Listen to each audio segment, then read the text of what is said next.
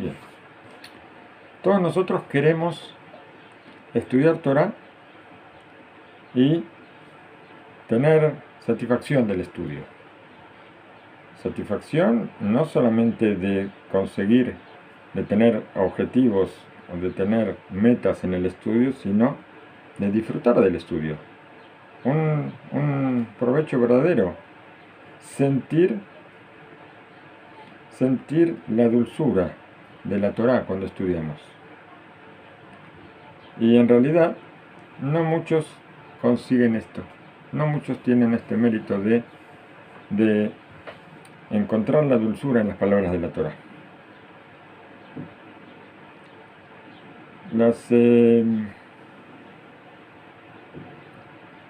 Las personas que se dedican a enseñar, por ejemplo, en una yeshiva, el Mashiach o los rabinos que enseñan a los jóvenes, se equivocan pensando que esto es una de las causas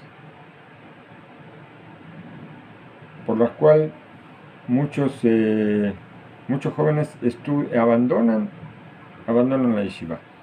Hoy en día pasa mucho que hay jóvenes que no encuentran el gusto al estudio, no se sienten cómodos con el estudio, les areno para nuestra desgracia, y entonces dejan la yeshiva. Y muchos piensan que este es el motivo de que no disfrutan del estudio. Un joven que estudia en una yeshiva, que siente el gusto al estudio y que siente alegría cuando entiende los temas, o sea, los temas que estudia, esto llena toda su identidad. Y no necesita buscar otros lugares, hacer otras cosas. Cuando el estudio lo llena, se siente satisfecho con lo que hace, entonces no necesita buscar otras cosas. La pregunta es entonces, ¿cómo nosotros conseguimos que los chicos que estudian sientan alegría con la Torah? Y que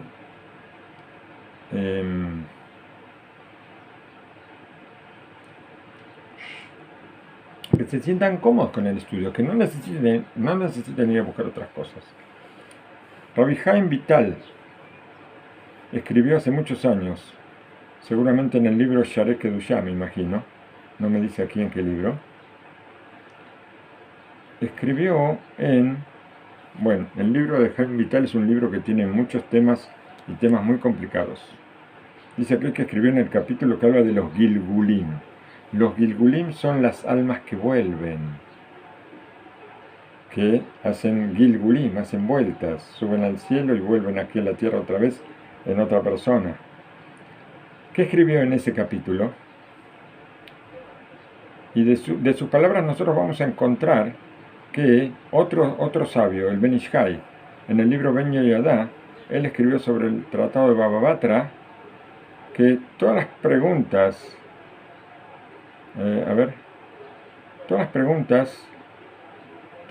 Bemetital de Raquía, Nishelota le de Rabbi Irmia.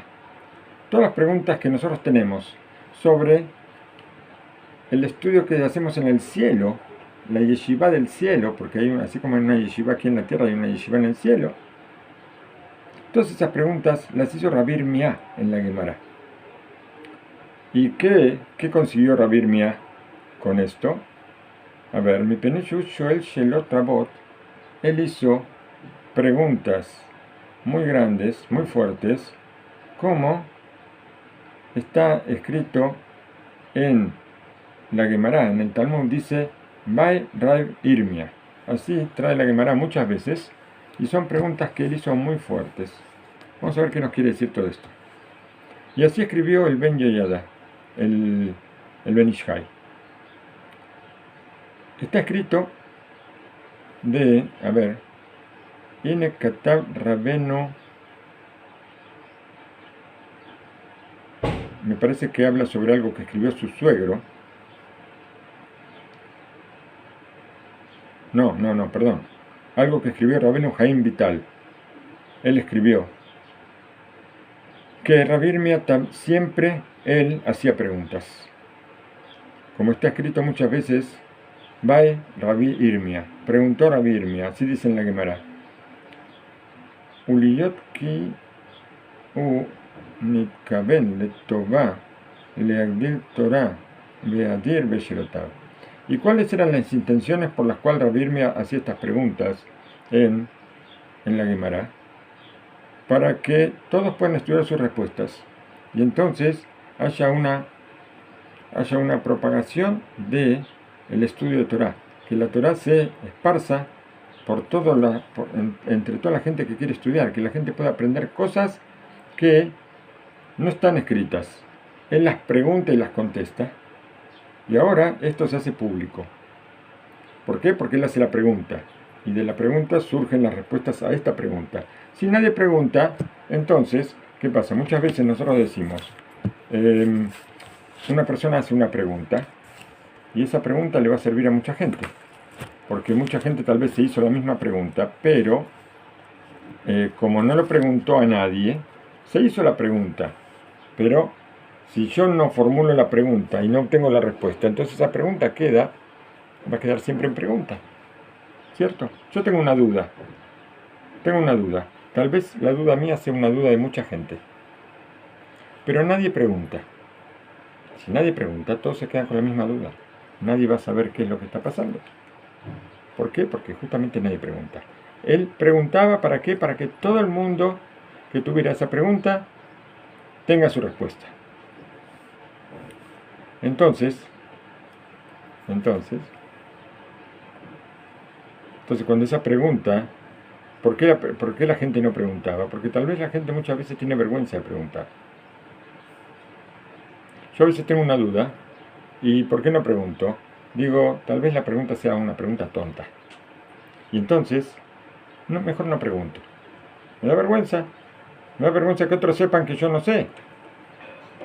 Porque yo que estoy pensando, es una pregunta tonta que todo el mundo la sabe. Entonces, ¿cómo voy a preguntar una cosa así? Y todo el mundo piensa lo mismo, nadie pregunta, y ahora todos se quedan con esa duda. Por eso Rabbi Irmia preguntaba. Y todo esto servía para toda la gente. Por eso, él tiene una recompensa muy grande en el cielo por haber preguntado, porque esto fue aclaración para mucha gente que no se atrevió a preguntar. ¿Por qué? Porque ellos se sentían vergüenza. Y por eso todas las preguntas que se hicieron, o sea, preguntas que tenían que ver con cuestiones celestiales y todo eso, él las preguntó. Y las respuestas y las preguntas están a nombre de él. Como que él fue el que trajo las respuestas a todos estos temas. Las preguntas de Rabbi Irmia, vamos a ver sobre qué temas trataban. A ver, dice acá que Benusas Kase She'efshar Aya Lakshov She'itkaven Le'ankit et Magid Shiur. Acá nos dice algo interesante. Dice que la forma de preguntar de Rabbi Irmia estaba de una manera que es posible pensar que él estuviera tratando de como incomodar a su maestro. ¿Por qué? Una pregunta difícil que tal vez el maestro no puede contestar. Como por ejemplo, lo que está escrito en el Tratado de Baba Batra, dice, preguntó a Rabbi Irmia, Raglo Ahat Betoch Hamishim Berraglo Ahat Hutz Mi Hamishim Ama. Está hablando, dice aquí, una pierna dentro de los 50 codos y una pierna fuera de los 50 codos. ¿De qué está hablando? Cosas parecidas. Una pierna dentro de los 50 codos son 30 metros. Una pierna dentro de 30 metros y otra pierna fuera de los 30 metros. Puede ser que esté hablando sobre las dimensiones de un recinto de Shabbat. Por preguntar cosas como esta, puede ser que por hacer una pregunta así, lo saquen del salón de estudio, porque está haciendo preguntas que nadie puede contestar, que incomodan al maestro.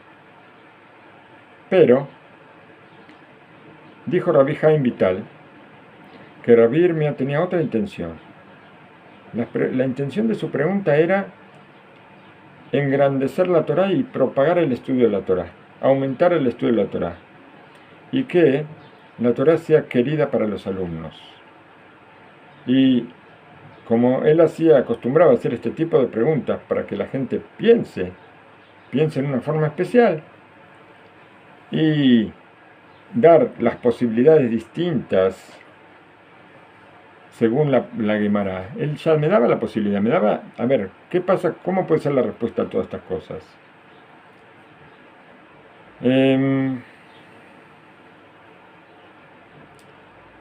La importancia fundamental que tiene todo esto, pensaba Rabbi Irmia, era Totziotam measagata me mashigra be'ergel lilmud Torah.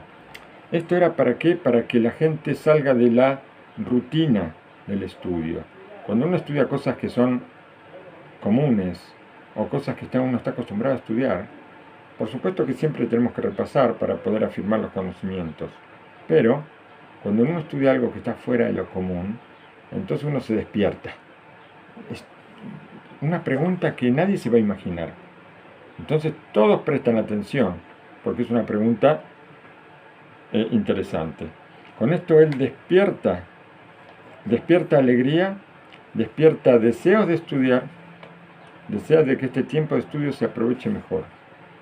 Y así podían llegar a cumplir el precepto de estudiar Torah en una forma más elevada. No me va a contestar esa pregunta que hizo. A mí me interesa saber de qué está hablando, y las piernas en 30 metros para afuera, para adentro. No entendí nada de lo que es. Bueno, dice, así en este mundo, si nosotros no puede ser que no entendamos cuál es la finalidad de todo esto. Por eso hizo lo que hizo, pero en el mundo venidero a él le dieron un premio muy grande. Y a cada pregunta que se formuló en la Yeshiva del Cielo, todas las preguntas fueron formuladas en nombre de él. Y agregó Rabbi Haim Vital, Sheshama, que escuchó del Arizal, el Ari Kadosh, que Rabbi Irmia está en la puerta de la Yeshiva. Es como que es ahí, no el cuidador de la Yeshiva, sino en la puerta, que es el principal de la Yeshiva. Vemos nosotros entonces qué importante es para Hashem la forma de estudiar. Esta forma de preguntas, cuando una persona pregunta, hace una pregunta puntual que provoca despertar a todos los estudiantes, provoca despertar el interés, provoca despertar el deseo de estudiar más, y esto aumenta el estudio de la Torah en todo el mundo. ¿Por qué? Porque la gente se interesa más por estudiar. Entonces, esto nos muestra una cosita que es un sistema que hoy se aplica mucho en el estudio, que es que los maestros, y también se aplica con los padres, preguntarle a los chicos, preguntarles cosas, qué piensan ellos. Entonces con esto los hacemos pensar. Si yo le digo una cosa, yo por ejemplo quiero enseñarle a un chico tal o cual cosa, y le digo cómo es esto, el chico va a escuchar. Puede ser que me preste atención, puede ser que no. Pero si yo le pregunto ahora, puede ser que él no sepa contestar, pero va a intentarlo. O me va a decir no sé. Pero al escuchar la pregunta, él ya busca la respuesta. Y esto ya pone en movimiento sus neuronas. ¿Para qué? Para meterse en lo que los padres o los maestros le están tratando de enseñar. Y nosotros vemos que el camino de Rabbi Irmia, era una forma de enseñanza muy especial y que también sirve para nuestra época. ¿Por qué? Porque nosotros buscamos ahora Buscamos Maim, a ver, Maim Bemejanejim Aramim, perdón. Nosotros esperamos, hay en toda yeshiva, hay como gente que se dedica, rabinos que se dedican a hacer una planificación del estudio, hacer una especie de programa de estudio que, de qué forma tienen que enseñar los rabinos que directamente enseñan. Entonces tenemos gente que se dedica a tener una relación con los chicos en la yeshiva para que los chicos se sientan cómodos. Y también tenemos gente que busca que el estudio sea de la forma más que el estudio trate de cautivar a los chicos para que tengan deseo de estudiar. Entonces, ¿qué pasa? Que hoy en día nosotros vemos que la gente que organiza los estudios buscan consejos buenos para despertar el interés de los chicos, para que los chicos se interesen por el estudio. Y al Mishe Mitasek Beorah Bejinuch Le Gabesh Lesmo Or Beterem Itamor Bedibre Asubia Bagemara. Y todo esto hay que buscarlo, hacer, antes que los chicos empiecen a estudiar el tema de la Gemara, que normalmente van a estudiar. Hay que tratar de conseguir hacer un sistema especial para que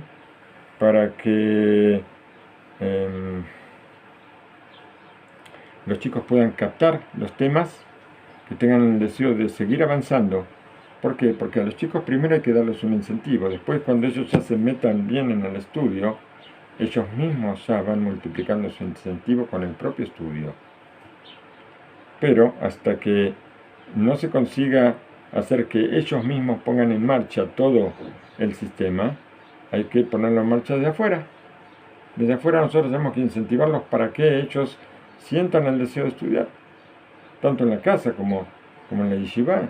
En la casa, que los chicos vayan con ganas a la escuela, que vayan con alegría a la escuela, que vayan con deseo a la escuela. A veces no es fácil eso, porque nosotros tratamos de hacer un ambiente tan bueno en la casa que a veces prefieren quedarse en la casa.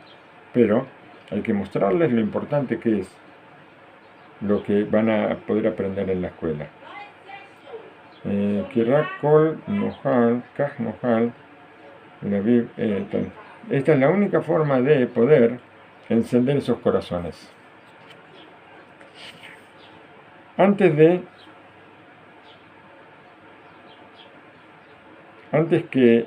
el Rab, que antes de él haber sido uno de los directivos en una yeshiva, entré a ver a mi maestro, a Rabbi Heskel Abramsky, y le pedí que me salve. Le pedí que me salve. ¿Por qué? Porque la misión que yo iba a tener era muy importante, y que él me salve con algún consejo, que me salve con una bendición. ¿Para qué? Para que yo pueda sostenerme en esta misión tan difícil y tan sagrada. Y le dije que también le pedí que me dé consejos y caminos para que yo me entregue todo lo mío. ¿Para que la generación joven pueda salir adelante? Se me fue el libro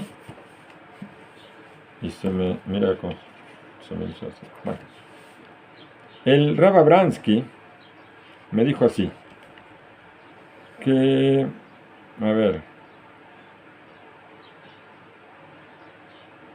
me habló sobre uno de los sabios de la época de la Mishnah. Me dijo que el Tana, Rabbi Meir, era muy estricto con sus compañeros, o sea, todos los sabios de la Mishnah, con sus compañeros él era muy estricto. Y la Gemara cuenta que Shalish de Rabbi Midibre Torah Shelo Ayu Mashalim. Y cuenta que la tercera parte de las palabras de Torah de Rabbi Meir eran ejemplos. El Jason Esquel, él me explicó a mí, Rav Abramsky, me explicó a mí, con mucha dulzura, que cuando decimos que la mayoría de las cosas que la tercera parte de lo que él hablaba eran ejemplos, era un ejemplo que vistiera y que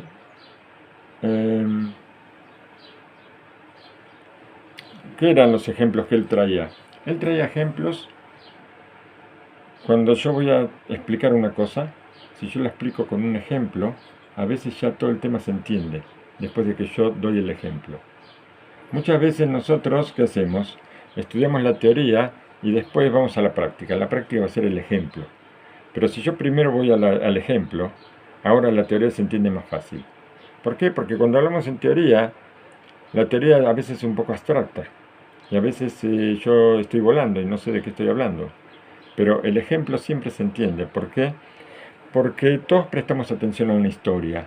Así decía siempre Rav Yakov Galinsky, que él decía que él no era un sabio, porque él, aunque sabía muchísimo, pero él decía que él era un contador de historias. Siempre contaba historias, y él decía, la historia atrapa a la gente. La gente se deja atrapar con una historia, pues se mete dentro de la historia. Se mete dentro de la historia y se la cree, aunque la historia sea una fantasía terrible, se la cree, y todo eso lo podemos ver con la Perashat de Korah, donde Korah cuenta historias que son imposibles de creer y toda la gente iba detrás de él. Korah, por ejemplo, contaba sobre una viuda que había en el desierto. Había una viuda que tenía un campo y que tenía que separar los diezmos del campo. Y en el desierto no había campos, en el desierto no había que sembrar, no había que cosechar. ¿Por qué? Porque el man caía todos los días. Entonces, ¿de dónde sacó Korah que empezó a contar una historia de una viuda que tenía un campo y que vino Aarón y le dijo que tenía que separar la trumá y el maser y se quedó sin nada y después vendió el campo? ¿A quién le vendió el campo? ¿Quién compra un campo en el desierto? Y le vendió el campo, se compró 2 cabritas y las cabritas las compró para que le dé leche. ¿Quién tiene que tomar leche? Si ellos tomaban de los pozos de Miriam. No tenían que ni tomar ni comer, caía el man, tenían comida, tenían bebida, tenían todo. Y también las cabritas las compró para hacer unas ropas de lana para las hijas. Y un momento, sí, en el desierto nadie tenía que vestirse, la ropa que salieron de Egipto duró 40 años, la ropa no se gastó. Entonces, ¿para qué necesita ella cabras que le den lana? Toda esa historia, todo inverosímil, y la gente lo creyó todo. ¿Cómo puede ser? Porque así son las historias. Las historias hacen que uno se meta dentro de la historia. Y aunque la historia sea ridícula, uno cae en la historia. Pero acá no vamos a ese tema. Acá vamos al tema de que la historia me sirve para poder aprender.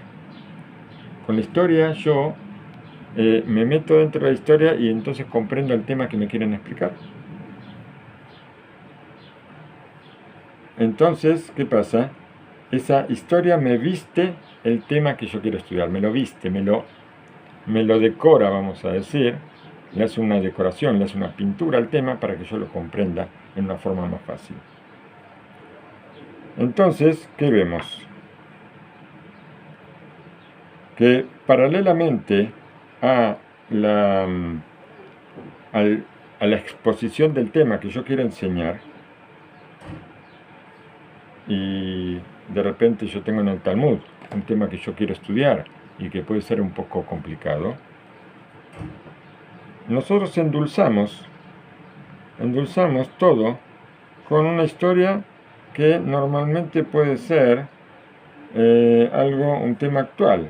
Nos dice aquí que Yesh le Itikam le Munjim le Munahim actualim Ametsuim be Moham Shel Talmidim. traemos un ejemplo de un tema actual. La Guemará está hablando hace 2000 años. Y yo quiero entender un tema. Está bien, el tema va a llevarme a una ley, que es una ley que también hoy se aplica. Pero ¿qué pasa? La Guemará me está hablando, a veces los temas que se tratan en la Guemará no son muy simples, pero si yo ahora lo traigo, lo acompaño con un ejemplo de que lo vemos todos los días, puedo entender ese tema mucho mejor. Y así poder tener como si fuera algo palpable, como dijimos que cuando estudiamos la teoría siempre es un poco abstracta, entonces ahora con el ejemplo tenemos algo que se puede palpar y que se puede comprender mucho más. Podemos entender la intención de la Mishnah y del Talmud. Y ahora vamos a ver algunos ejemplos sobre esto. No sé si ahora, tal vez los vamos a ver en la próxima. Ahora vamos a ver algo. Dice que mi maestro me dijo más, o sea, está hablando de Rav Abramsky, que uno de los caminos más elevados o uno de los caminos mejores para poder transmitir la Torá a nuestros hijos y a nuestros alumnos es con el sistema de pregunta y respuesta. ¿Por qué? Nunca digas una cosa en forma de exposición, en una forma de entrega, decir algo, hablar sobre un tema, diciendo, mira, esto es así, esto es así, esto es así.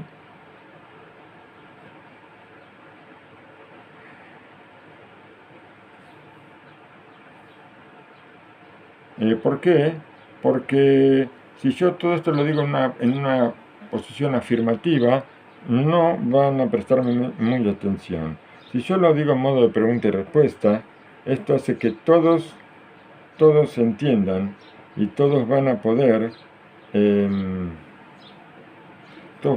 comprender el tema. Que Moshe Kulano Yodeim, como nosotros hacemos en la noche del Seder de Pesaj, que preguntamos y contestamos. Están las preguntas, los chicos preguntan por qué todas las noches hacemos así, por qué hacemos de esta forma. Y cuando nosotros nos metemos ya en el tema en cuestión, o en una ley que queremos aclarar, cuando lo hacemos con preguntas puntuales, la cabeza también se dirige hacia eso y entonces nos vamos a acostumbrar a tener las dos cosas, el deseo de estudiar y también la alegría para poder contestar. A veces son como preguntas especiales, preguntas que los chicos tienen que tratar de descubrir y esto les trae más interés.